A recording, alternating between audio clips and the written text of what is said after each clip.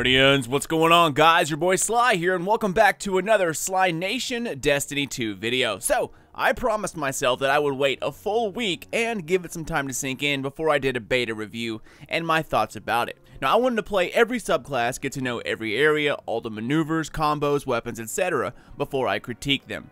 Ever since I saw what early critiquing could do to a game, especially if you're too harsh, I've taken a different approach to it. So before we begin, there are some recent announcements as to what is being fixed or changed since the beta. As we all know by now, the beta is an older build of D2. The final release still needed some more polish, balancing, etc. So on top of what we learned a week or so ago by way of the weekly update, IGN had an AMA with lead devs working on D2, Mark Noseworthy and Luke Smith. Turns out there are additional changes coming to what we already knew about. The most important are grenade buffs, and I'm sure they mean the ones that were weak, not the solar grenade or, pulse lightning. Those are completely fine, but the bigger news, super regen time for all classes has been buffed. They also talked about other changes that were made and pointed out that there were lots and lots of changes that were added to the final build. Other changes include weapon damage, hopefully sidearms, power weapons. They talked about changes to kinetic energy weapons, but they were not very precise as to what they meant by that. In any case, just about every complaint that the community had has already been addressed by Bungie, or they addressed it after beta feedback. So that's good to hear, I just hope that once again, they don't overdo it. So with that out of the way, guys, let's get to my beta review. Now, the PC beta will be here on August 28th for those who pre-ordered it, and the open beta starts August 29th. It all ends on the 31st. So a shorter beta all around, but think about it. A week after the beta ends, D2 launches, so that is definitely an exciting thought. I will also be streaming the PC beta for those who do not own a PC and are curious to see what it looks like, so stay tuned for that. In any event, the beta was indeed short, 10 times shorter than what the D1 beta was, but we knew that already. However, my hopes of something opening up as a surprise were definitely not realized. In any event, guys, let's go ahead and start with PvE. The great thing about starting over with new areas is that it is completely new territory. No more reused scenery, no more going through the same patrol area. It's all completely new. The inverted spire strike, while a little short in my opinion, covered a massive amount of ground. This strike, while it did lack, the sort of epic feel the others like Darkblade had, it's definitely something special. The inverted spire has just about everything you could want in a PvE activity.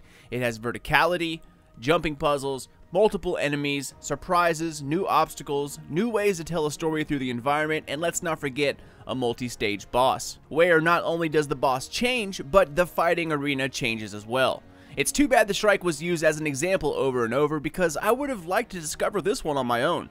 Seeing the gigantic drills, the floor disappearing, falling over and over again, that would have been something awesome to see in the beginning. So, if we're giving this one away, what does that say about what's ahead of us?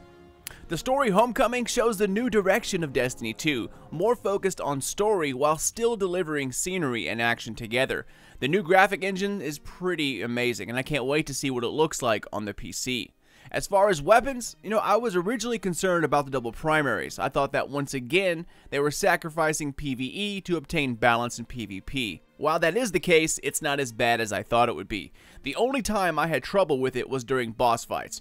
Shooting this, 50-foot ultra with a pulse rifle or hand cannon over and over again just wasn't as fun as getting some rockets off or trying to quick snipe around corners. Now, I'm not saying that the boss was too hard and that primaries didn't do the job, because they absolutely did. What I'm saying is that it's just not as fun.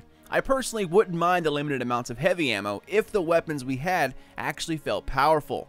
And that leads me to my next topic, weapons. Heavies feel extremely weak overall. Again, this is something that's more than likely already fixed in the more recent build, but I hope that one of two things happen. That they keep heavy ammo the way it is, so that you only get rockets or linear fusion rifle shots sparingly. However, what I do hope you get is extremely powerful weapons. This way, you can think about it tactically. Do I use this limited amount of heavy, in a small circular space where all those attack dogs and Chef Boyardees are, so I can, just go ahead and clear that out and keep going? Or do I save this for the boss at the end when he goes into his last phase and we need damage ASAP? Heavies in Destiny 1, while extremely fun, were ridiculously overpowered. You can get through just about any raid as long as you have the sleeper and an exotic sword.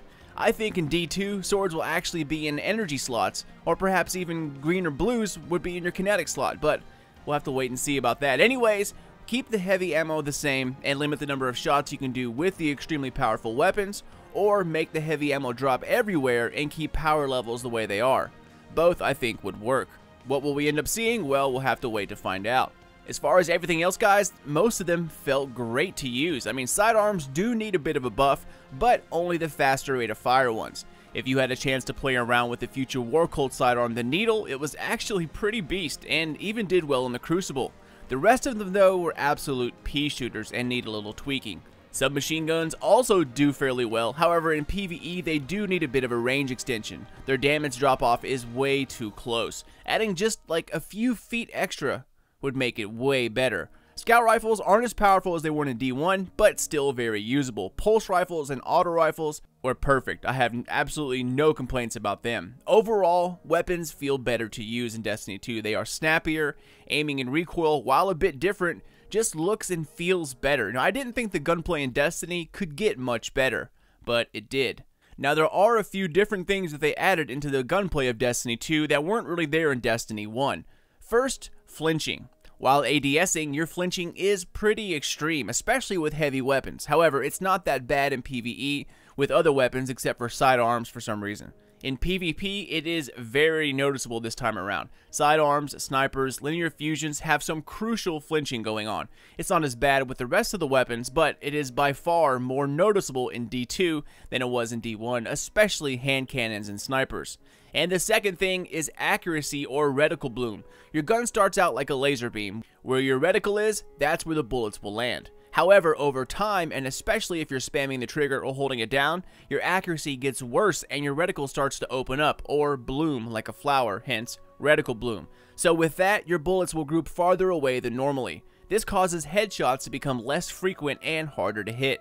But if you take your time, spam the trigger less, you can get into a rhythm and absolutely kill it. Reticle bloom, especially hand cannons and submachine guns, those have been increased dramatically. Put reticle bloom and flinching together, and some weapons do become hard to use in the right situation.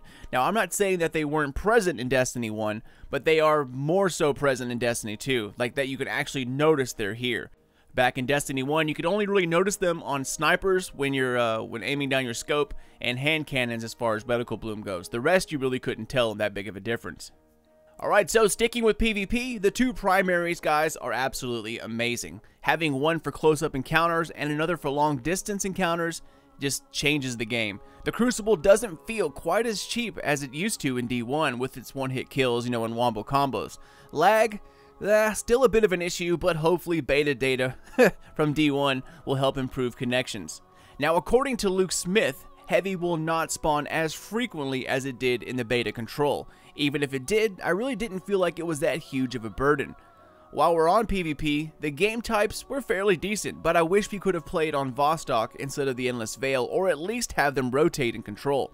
The new 4v4 setup feels a little less crowded, but the action still feels about the same. I was actually kind of concerned about that. In the Endless Veil map, it was so small that spawn kills and team shooting were just all too real. It would have been nice to have a little more space, hence the reason why I wish they would have rotated maps. Also, speaking of team shooting, in Destiny 2, if you're on a 2-on-1 situation, 9 times out of 10, you will not survive. Crucible lead Lars Bakken went as far as telling IGN that Destiny 2's Crucible was set up so that you basically can't win 2-on-1 battles. Your shields are the strongest part of your health bar, and this time around, your health is basically nothing. If your shields are gone in Destiny 2, you have to step back and heal up before continuing, unless of course you're battling someone with an equal amount of health. With shields gone, it can be as little as one shot to the head and it's over. And with a map as small as the Endless Veil, someone is not very far away. So getting shot in the back, 2-on-1s, team shot, that is all a very real possibility and happened all the time. Also, not quite sure if this is a fact or not, but it seems like the radar worked differently in the beta. It's like they changed the distance setting. At times, someone could be within like hand cannon length of me, yet the radar would show it as the outer band. In Destiny 1, however, that would have lit up the entire section, like the whole pie, causing me to look more carefully. So not quite sure what this means yet, but it did feel like they messed with the radar just a little bit. Now, besides those small issues, I don't think I've ever said this, but guys, it feels balanced, dare I say that. While some weapons, like sidearms, do need a bit adjusting, the Crucible really feels good, guys. Again, pulse rifles and ARs, great to use, powerful but not overpowered. Hand cannons absolutely beast, but harder to use with the flinching mechanic and reticle bloom. But if your aim is true and you take your time, they are deadly. So again, it feels balanced.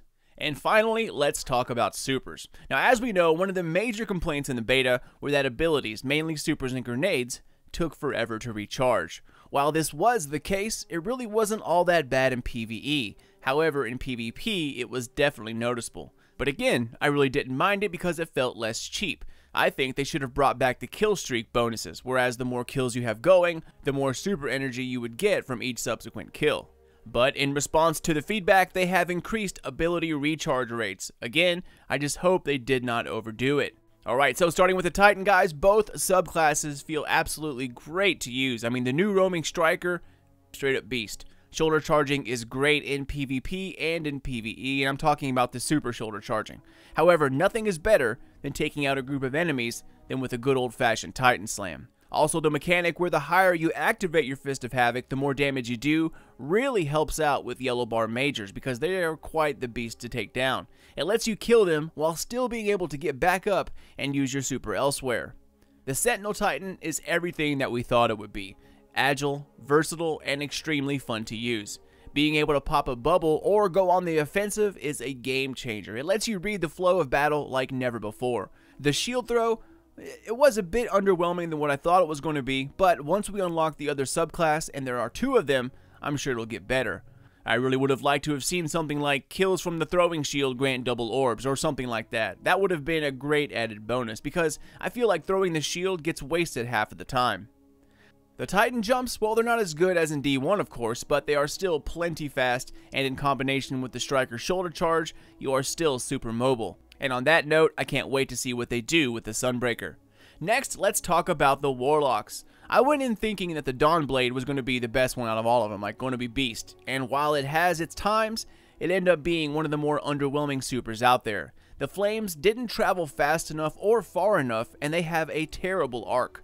On top of that, the damage is also pretty weak. You can spend all of your swings on one major, a major that has a solar shield mind you, and still not kill it. The length of the super I believe is fine, and when we unlock the second skill tree it will get better, but it definitely needs a bit of a buff in PvE. However, in PvP, it works out fairly well. Again, a bit of a speed increase would be great, but other than that, really no complaints there. Love the solar grenade, especially the visuals this time around. Grenades in general feel more balanced in PvP, but could use a buff in PvE, which again, we are getting. The Warlock's dodge ability, absolute game changer, guys. It helps us slow class out tremendously, something we were desperately needing. Titans were already fast, then they found the Twilight Garrison. Hunters, already agile, then they were given Shade Step. Warlocks, well, Warlocks had their grenades nerfed.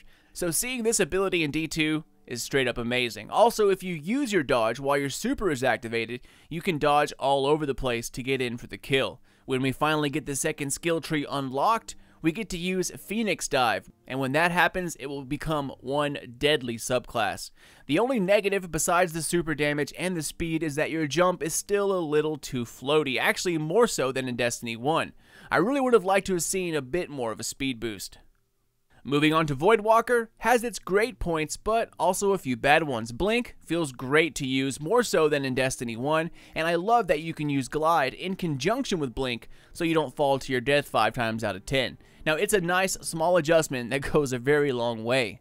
The grenade charge thing, flat out amazing. Great in both PvP and PvE. However, charging your grenades to make them more powerful ends up draining your super, so use it sparingly. However, when you do use it, I think it's well worth it. The only negative I have is the Nova Bomb. While the other skill tree will boost its speed a tad bit, it's still too damn slow. Opponents can actually just see it coming and then walk away from it like it's no big deal. Like, oh look, a Nova Bomb, he threw a super, let me just turn around, oh, I'm good. I know it's set to that speed so you can shoot it to detonate it early, but damn, man. On the bright side, the extra Axion bolts that spring up after the detonation, they do a great job at cleaning up the rest of the enemies or doing a bit more damage. While I doubt we'll see any change to the Nova Bomb, that's just my opinion. Alright guys, and finally, let's talk about the Hunter. Arc Strider, even though I'm not a Hunter main, by far the most fun super in Destiny 2, at least in my opinion. It also seems to be the most powerful super in PvE as well. I've seen more orbs generated by Arc Striders than I have by the next best orb maker, which would be the Voidwalker. For some reason, I thought it'd be Striker Titan, but they seem to be glitched for some reason when making orbs. I've seen entire supers go by with multiple kills, even major kills, and 0 orbs would drop, so hopefully that's spotted and fixed for the main game.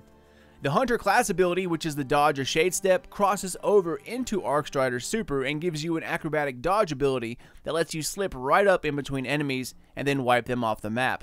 Same goes for PvP. Trying to hit a dodging Hunter?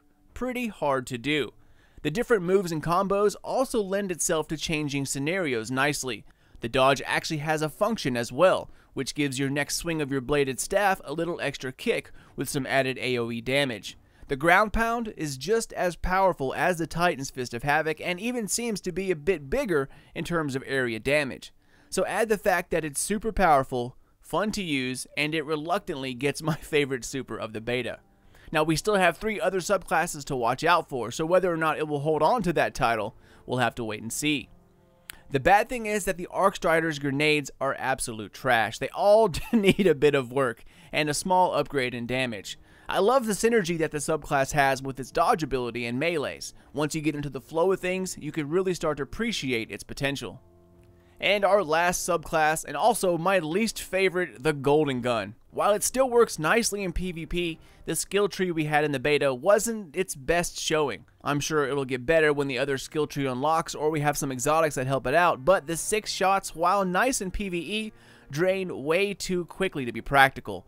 You take 2 steps and you lost a good third of your super. Also, in PvP, supers are meant to be activated like, while around a corner or hidden, and then walked into or rushed into opponents. This really can happen with the current Golden Gun. You'll either run out of shots too early, or die trying to activate it in front of opponents. While the supers are still powerful, we're not nearly as protected as we were in Destiny 1. So being shot and killed while you're in your super activating animation is a very real possibility, even more so for the Golden Gun, which seems to take a bit longer than most. The throwing knife has seen some changes as well. It has explosive damage, which is a nice effect if you miss, and Chain of Woe can spread to your allies, which is also a nice touch. But I am really looking forward to the other skill tree. Even so, I still think Golden Gun could use a bit more of a damage buff. Again, I've seen the entire super used on a major, just one major, and it couldn't even take it down, just like the Dawnblade. So, whether or not that gets buffed, we'll have to wait and see. And our last topic, class abilities. Now, personally, I think they are all brilliant. The Titan Shield can actually blind enemies in PvE, and it hurts opponents in PvP if they walk into it. The Empowering and Healing Rift can be used in conjunction with each other, and the Hunter's reload ability with its melee synergy is very fun to use. All of them have their strength, and even though a lot of you out there think the Hunter's ability is a bit lackluster, I personally think it fits the whole lone wolf style of the Hunter very nicely. It's also pretty great to use in PvP as well. Shade Step and the Reload Dodge both perform nicely. My only gripe is the Warlock's Healing Rift. I wish it would last just a bit longer in PvE. I think it goes away just a little too fast. However, in PvP, I think it works just fine. So if you take the time to coordinate with your teammates, set a Titan Shield a few feet in front of the Empowering Rift. You can do some heavy damage on a boss. His shots can't hit you with the shield there, and his head sticks out just so that you can hit crits all day, while getting extra damage from the Empowering Rift. Also, this is where the Hunter comes in as a DPS character. Being able to dodge forward and then instantly reload, Hunters can put out more DPS than any other class using the same weapon. So while the dodge isn't that popular right now, I think everyone will end up growing to love it. But that's it, Guardians, my thoughts about the beta. Overall, while short, I thought it showed off the changes nicely. The more I see of Destiny 2, the more confident I become that it's going to be something pretty damn special. While it didn't entertain anywhere near as much as the D1 beta, being able to see most of the new subclasses, mess around with a few new weapons, class abilities, and fight against new enemies, overall, I think it was a really good experience. Less revealed here means more to discover on day 1, and I am always up for that. If I had to give it a number out of 10, I think an 8.5 would be about right. So with that said, hope you all enjoyed it as much as I did, and if you have any thoughts of your own, feel free to plug them in the comments down below. I'd love to see what everyone thinks about it. If you're new to the channel, thank you for watching, and I would love to have you here at the Nation. Stick around as I'll be covering Destiny 2 from top to bottom in the coming weeks and months. As always, you can catch me over on Twitter or Facebook if you'd like, Sly Nation, Sly Nation Gaming. Keep those eyes peeled for more Destiny 2 content, but until then, this is your boy Sly. Later, guys.